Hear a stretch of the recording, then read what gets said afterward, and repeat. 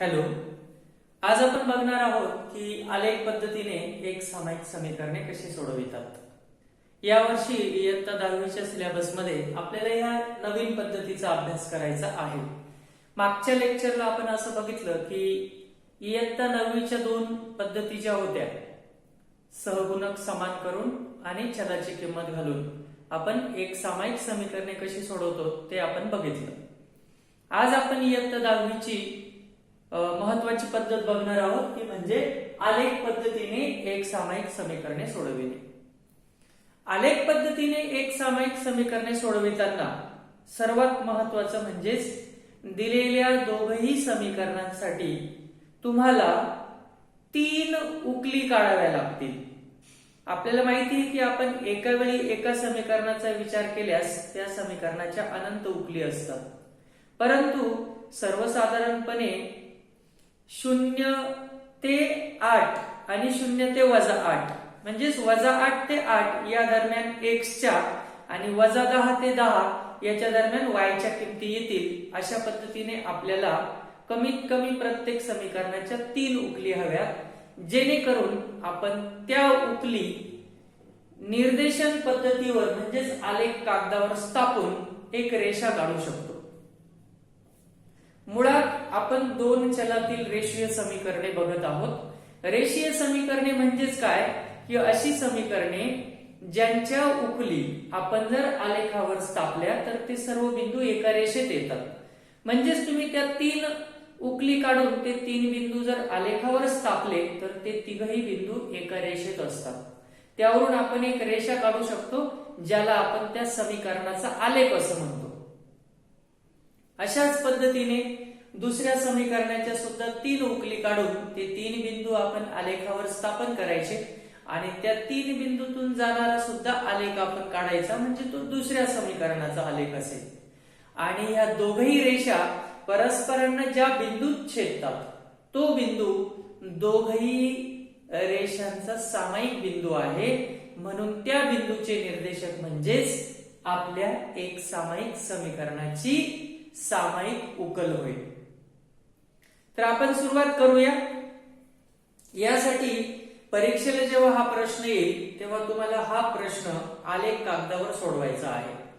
मात्र प्रत्येक समीकरणाच्या ज्या काही 3 उकली आपण काढतो ते आलेख कागदावर न सोडवता तुम्हाला जे आन्सर शीट मिळतं, उत्तरपत्रिका मिळते, त्यामध्ये करायचं आहे.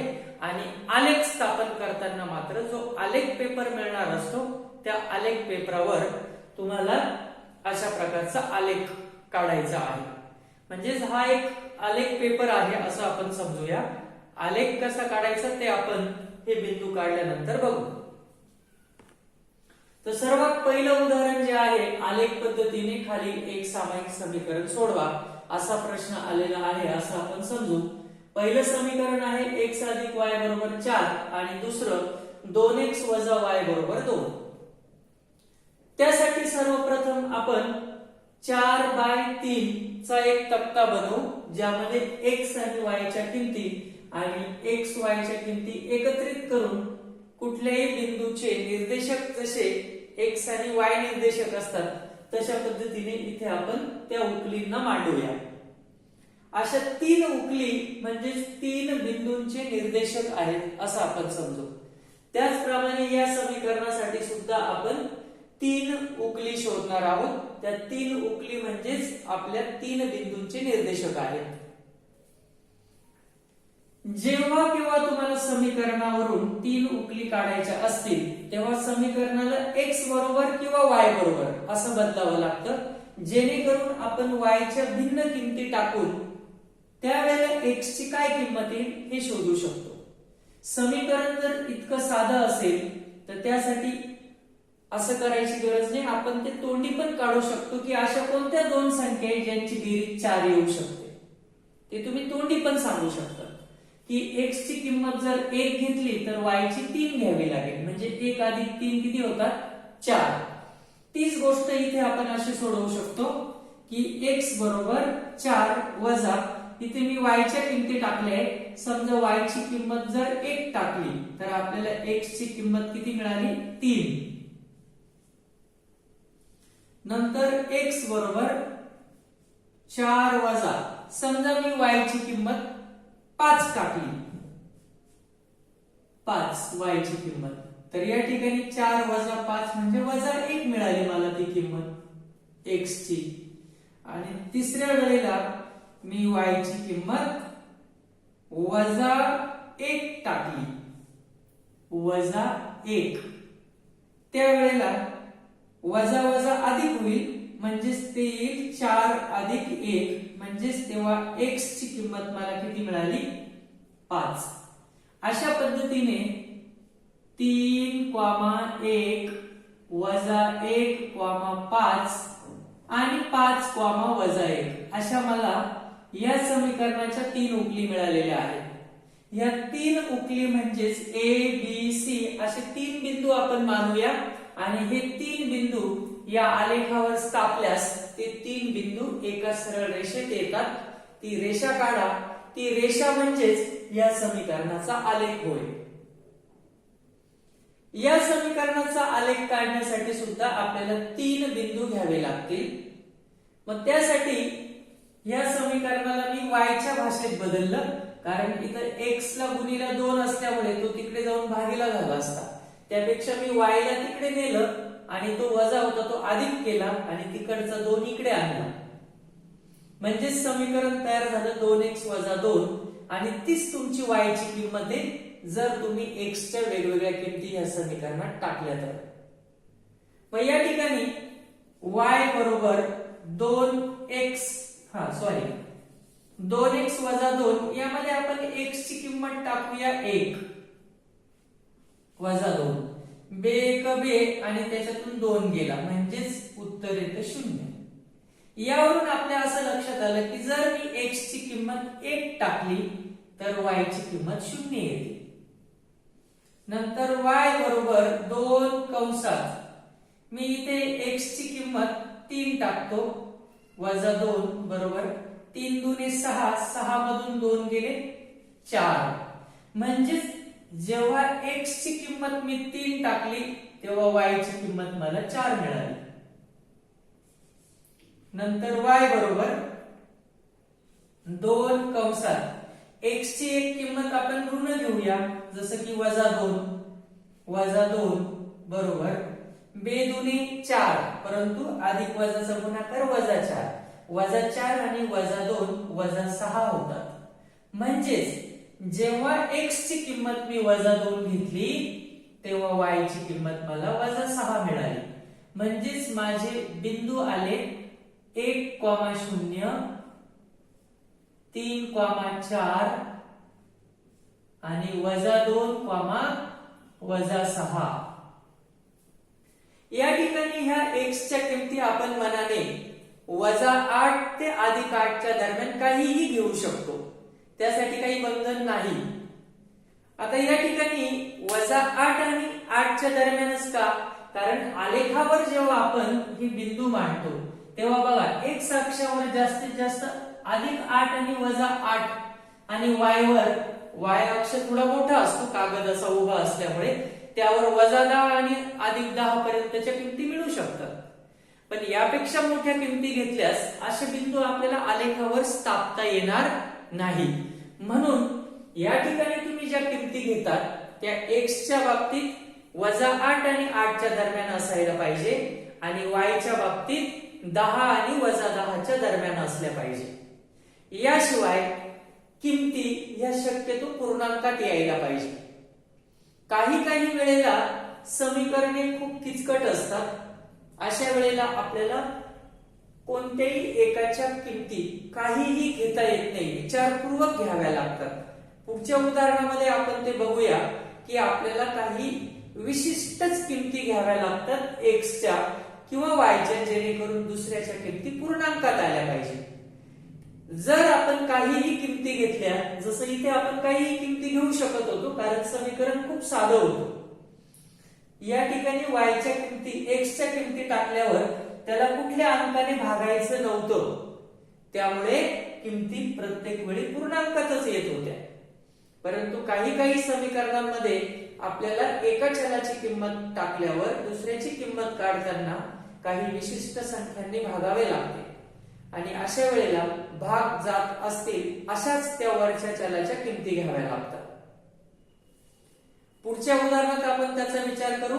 आता आपण ज्या किमती काढलेल्या आहेत त्या जर आलेखावर स्थापण्याचा प्रयत्न केला तर आपला आलेख कसा येईल ते बघूया.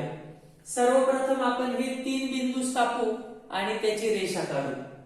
3,1 हे बिंदू कसे स्थापायचे असतात आलेखावर? त्यासाठी आलेख कागदावर मध्यभागी एक्स अक्ष आणि पुन्हा मध्यभागी उभा वाय अक्ष काढायचे असतात. त्यांच्या छेदन बिंदूला 0, नंतर एक्स वर उजवीकडे धन संख्या, डावीकडे ऋण संख्या, वाय अक्षावर शून्याच्या वरती धन संख्या आणि खाली ऋण संख्या घ्यायच्या असतात. आडव्या अक्षाला आपण एक्स अक्ष तर उभ्या अक्षाला वाय अक्ष असे म्हणतो. यानंतर जेव्हाही आपण बिंदू स्थापतो तेव्हा पहिला निर्देशक हा एक्स अक्षावर बघायचा आणि दुसरा वाय अक्षावर.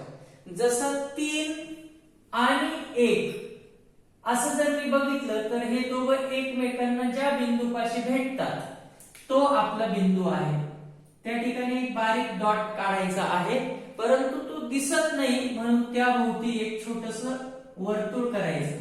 हा तुमचा पहिला बिंदू झाला 3,1. नंतर -1 आणि 5. त्यासाठी -1 आपल्याला कुठे बघायचा आहे? एक्स अक्षावर आणि 5 वाय अक्षावर.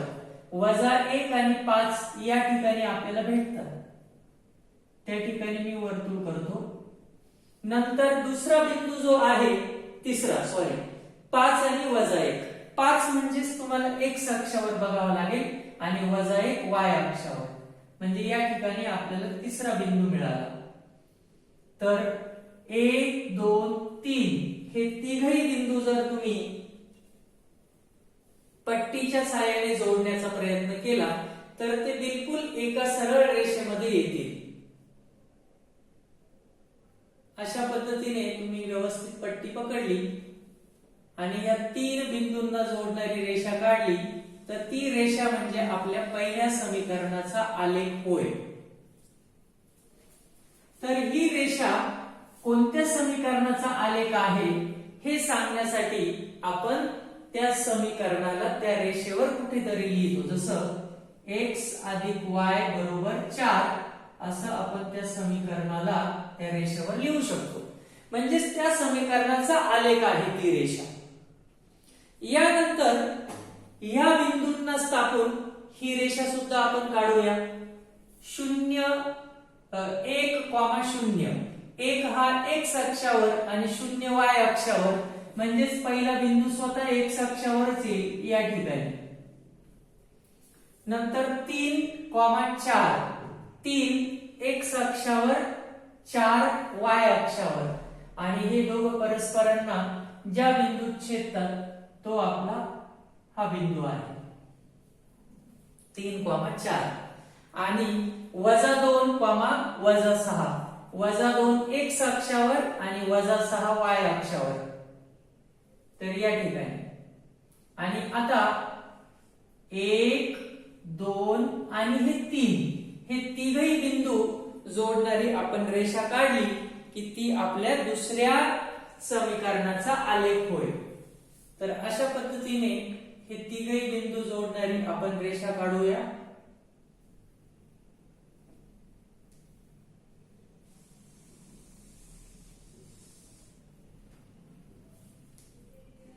ही रेषा म्हणजेच 2x - y = 2 या समीकरणाचा आलेख आहे. अशा पद्धतीने दिलेल्या समीकरणांचे आलेख आपण काढले. समीकरणांचा आलेख म्हणजेच एक रेषा असते, कारण आपण 2 चलातील रेषीय समीकरणे बघत आहोत. रेषीय समीकरणे यासाठीच म्हटलं आहे त्याला, कारण त्या समीकरणाच्या उकलींना आपण जर आलेखावर स्थापन केलं तर ते सर्व बिंदू एका सरळ रेषेत असतात. म्हणजेच त्यापासून एक रेषा तयार होते. त्या बिंदूंचा आलेख म्हणजे एक रेषा असते. म्हणूनच आपण अशा समीकरणांना रेषीय समीकरणे म्हणतो.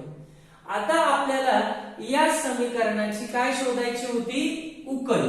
ती उकल तुम्ही या ठिकाणी आलेख कागदावरच लिहिणार, कारण ती उकल म्हणजेच ह्या दोन रेषा एकमेकांना ज्या बिंदूत छेदतात तो बिंदू म्हणजेच तुमची उकल होय. तर या दोघांचा छेदन बिंदू म्हणजेच एक्स अक्षाकडे आल्यास आपल्याला 2 मिळतो आणि वाय कडे आल्यास सुद्धा 2 मिळतो. म्हणजेच आपल्या एक सामायिक समीकरणाची उकल आहे 2,2.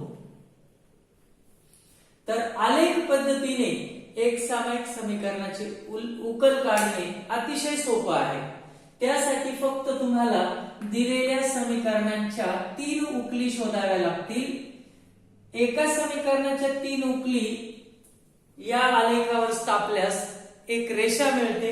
त्याचप्रमाणे दुसऱ्या समीकरणाच्या 3 उकली काढून त्या आलेखावर स्थापल्यास दुसरी रेषा मिळते आणि ह्या दोन रेषा परस्परांना ज्या बिंदूत छेदतात त्या बिंदूच्या किमती किंवा निर्देशक म्हणजेच आपल्या त्या दोन समीकरणांची सामायिक उकल होय.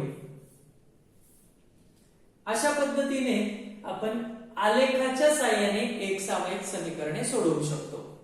आलेख पद्धतीने एक सामायिक समीकरणे सोडवण्याचा प्रश्न विचारताना समीकरणे फारशी अवघड नसतात. सोप्या प्रकारची समीकरणे असतात जेणेकरून त्यांच्या उकली सहजपणे आलेखावर स्थापन करता येतील अशा प्रकारची उदाहरणे असतात. अजून एक आपण उदाहरण घेऊया. आपण फक्त त्याच्या किमती काढूया. त्या आलेखावर स्थापन कशा करायच्या हे सोपं आहे. महत्वाचं आहे किमती कशा काढायच्या, कारण या किमती काढताना जर तुमची चूक झाली तर तुमचे बिंदू एका सरळ रेषेमध्ये येणार नाही. म्हणूनच किमती खूप काळजीपूर्वक काढायच्या असतात.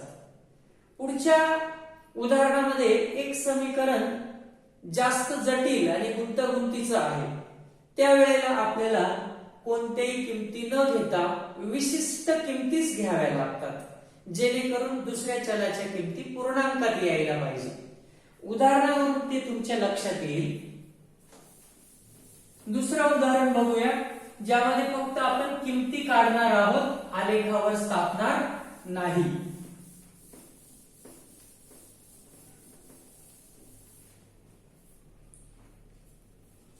दुसरं उदाहरण आहे x वजा y बरोबर 1. x वजा y बरोबर 1 आणि 5x वजा 3y बरोबर 1. 5x वजा 3y बरोबर 1. आता या ठिकाणी हे समीकरण खूप सोपं असल्यामुळे याच्या उकली तुम्ही तोंडी सुद्धा काढू शकता. तोंडी उकली काढणे म्हणजेच काय की x आणि y च्या अशा किमती घ्यायच्या की जेणेकरून x मधून y वजा केल्यास उत्तर 1 यायला पाहिजे. याचाच अर्थ x ची किंमत y च्या किमतीपेक्षा 1 ने मोठी पाहिजे. म्हणजे जर तुम्ही x ची किंमत 5 घेतली तर y ची किंमत 4 असली पाहिजे, म्हणजे यांची वजाबाकी 1 येऊ शकते.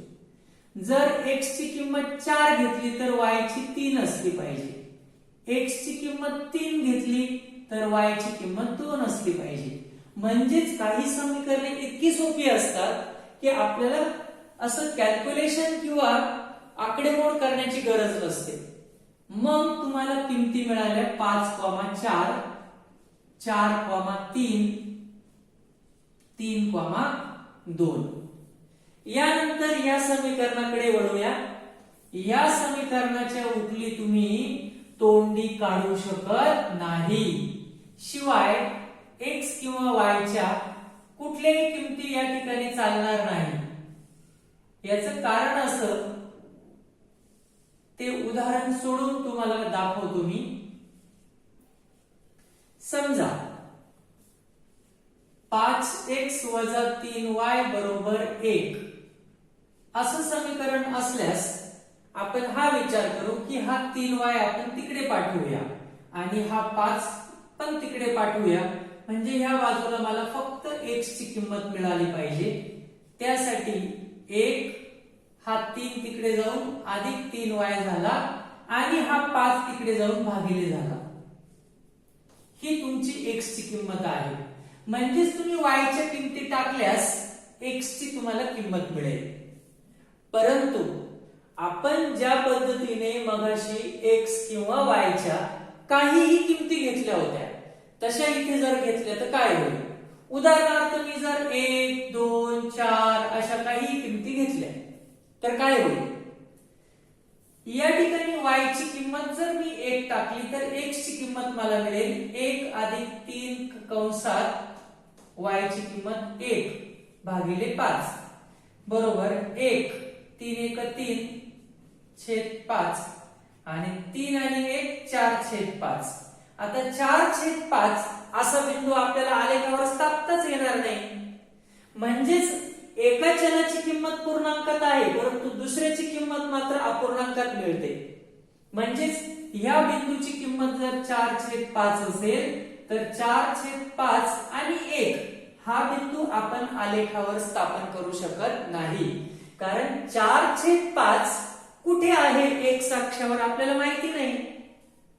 कारण x अक्षावर किंवा y अक्षावर आपण फक्त पूर्णांकात किमती घेतलेल्या आहेत. म्हणून या ठिकाणी y च्या किमती घेताना विचारपूर्वक किमती घ्याव्या लागतील जेणेकरून x ची किंमत सुद्धा पूर्णांकात मिळाली पाहिजे. x ची किंमत पूर्णांकात केव्हा मिळेल की y ची अशी किंमत टाका की वरती आपण आकडेमोड केल्यावर अशी संख्या मिळायला पाहिजे जिला 5 ने भाग गेला पाहिजे. कारण या ठिकाणी छेदस्थानी किती दिसतो 5. म्हणून तुम्ही तोंडी वेगवेगळ्या किमती टाका आणि ज्या किमतीच्या वेळेला वरती 5च्या पाड्यातील संख्या असतील अशीच किंमत या ठिकाणी वापरा. बघा आपण विचार कसा करू शकतो. तर तुमच्या लक्षात आलं की काही किमती का नाही वापरायच्या? कारण काही किमती वापरल्यास अशा समीकरणांसाठी आपल्याला दुसऱ्या चलाच्या अपूर्णांकी किमती मिळतात ज्या आपल्याला आलेखावर स्थापन करता येत नाही. मग या समीकरणाचा विचार केल्यास आपण मनाने y च्या काही किमती टाकूया. एक किंमत टाकल्यास 3 1 3 अधिक 4 4ला 5 ने भाग जात नाही म्हणजे एक किंमत सोडून द्या. दोन किंमत टाकूया 3 2 6 6 अधिक 1 7 7ला 5 ने भाग जात नाही ती किंमत पण सोडा. 3 3 त्रिक 9 9 ने 10 10ला 5 ने भाग जाऊ शकतो. म्हणजेच मी जर y ची किंमत 3 टाकली y ची किंमत 3 टाकली तर माझी x ची किंमत पूर्णांकात येते. 3 त्रिक 9 आणि 1 10 छेद 5 5 1 5 5 2 10. म्हणजेच x ची किंमत y ची किंमत जेव्हा मी 3 घेतली तेव्हा x ची किंमत मला 2 मिळाली. या अर्थी इथे दोघही किमती पूर्णांकात मिळाल्या. आता जेव्हा आपण 3 चा विचार केला तेव्हा आपण 3 ने किंमत वाढवून बघूया. उदाहरणार्थ 3 नंतर आपण 6 चा विचार करूया किंवा 4 चा. 4 त्रिक 12 आणि 1 13 जात नाही. नंतर 5 5 त्रिक 15 आणि 1 16 नाही जात. 7 7 त्रिक 21 आणि 1 22 नाही जात. 8 8 त्रिक 24 आणि 1 25. परंतु या ठिकाणी y ची 8 किंमत सध्या तरी आपल्या आलेखावर नाहीये परंतु तुमच्या आलेखावर चालू शकते. म्हणजे ती एक किंमत तुम्ही वापरू शकतात 8. y ची किंमत 8 पकडल्यास 8 त्रिक 24 24 आणि हा एक 25 छेद 5 5 1 5 5 5 25. म्हणजेच तेव्हा x ची किंमत तुम्हाला 5 मिळते. नंतर आपण 8 पर्यंत पुढे धन कडे गेलो. आता आपण ऋण कडे जाऊया. सर्वप्रथम वजा 1 किंमत घेतल्यास 3 गुणिले वजा 1 म्हणजेच वजा 3. एकातून 3 गेले वजा 2 नाही चालणार. नंतर वजा 2 चा विचार केल्यास 3 दुने वजा 6 आणि अधिक 1 वजा 5 म्हणजे ही किंमत चालू शकते कारण वजा 5 ला 5 ने भाग जाऊ शकतो. म्हणजेच आपण y ची एक किंमत -2 घेऊ शकतो.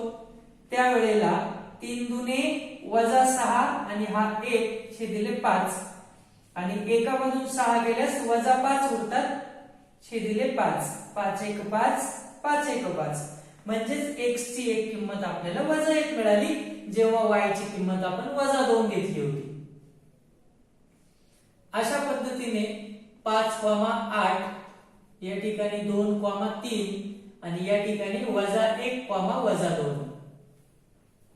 तर या तीन किमती तुम्ही आलेखावर स्थापा आणि त्याची रेषा काढा आणि या तीन किमती सुद्धा आलेखावर स्थापा आणि त्याची रेषा काढा. त्या दोन रेषा परस्परांना ज्या बिंदूत छेदत असतील त्याच बिंदूचे निर्देशक म्हणजेच या समीकरणाच्या सामायिक उकली. सर्वसाधारणपणे याच आलेखावर आपण ही रेषा काढण्याचा जर प्रयत्न केला तर ती रेषा कशी येईल बघूया. 4 5 आणि 4 5 आणि 4 म्हणजे इथे येतो तो बिंदू. नंतर 4 आणि 3 4 आणि 3 म्हणजे या ठिकाणी येतो बिंदू. नंतर 3 आणि 2 3 आणि 2 म्हणजे या ठिकाणी येतो बिंदू. तर या समीकरणाचा आलेख काहीसा असा असेल.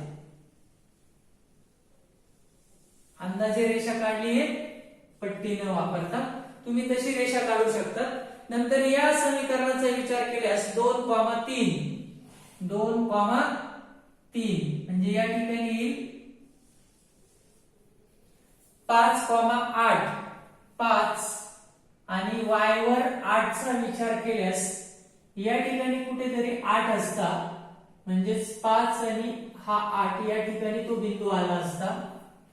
आणि त्यानंतर -1 आणि -2 -1 आणि -2 म्हणजे या ठिकाणी तो बिंदू आला असता. आणि अशा पद्धतीने 1 2 आणि 3 या तिघांमधून जाणारी आपण अशी रेषा काढली असती तर या दोन रेषा या बिंदूत छेदतात एकमेकांना ज्या बिंदूचे निर्देशक आहे -1 आणि -2. म्हणून या समीकरणांची उकल आपल्याला मिळाली असती -1, -2. अशा पद्धतीने तुम्ही आलेखाच्या साहाय्याने सुद्धा एक सामायिक समीकरणे सोडवू शकता. पुढच्या वेळेला आपण बघणार आहोत क्रॅमर्स रूल. क्रॅमर्स रूल साठी तुम्हाला निश्चयक म्हणजे काय हे माहिती पाहिजे. निश्चयक म्हणजेच चार संख्या विशिष्ट पद्धतीने मांडण्याच्या पद्धतीला आपण निश्चयक असं म्हणतो. निश्चयक म्हणजे काय आणि निश्चयकाची किंमत कशी काढायची ते आपण पुढच्या लेक्चरला बघू आणि क्रॅमर्स रूलने आपण उदाहरणे कशा पद्धतीने सोडवू शकतो ते सुद्धा आपण पुढच्या लेक्चरला बघू.